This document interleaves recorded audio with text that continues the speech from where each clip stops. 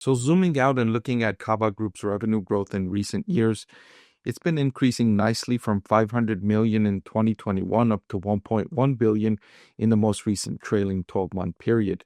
Cava Group has less than 500 locations open, and the management team believes the company should have more than 1,000 locations open by 2032. The company disappointed investors in the most recent quarter, reporting same-store restaurant sales growth of just 2.1%. Now, this company does not, I repeat, does not operate on an asset-light business model. This is actually very asset-intensive because the company owns the locations they're building, and so it requires a lot of capital to open each of these new locations, which slows down growth and makes the business more risky.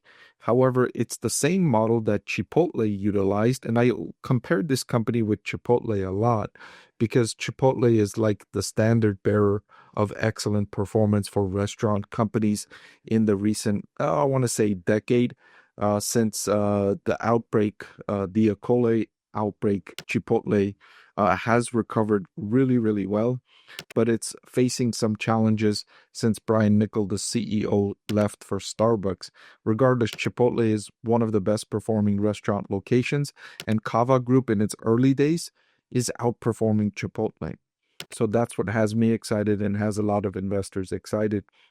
The operating cash flow to sales ratio has improved from negative 1%, or I should say just 1%, up to 15.9% over recent years. And the return on invested capital has increased from 2.6% to 14.4% in the most recent period. And since this is still very early days, the company is not yet fully utilizing economies and scale. It's impressive to be delivering these levels of performance metrics. But let's look at valuation. And as I mentioned, this company is outperforming one of the best restaurants in the world, and investors have seen that. It's no secret.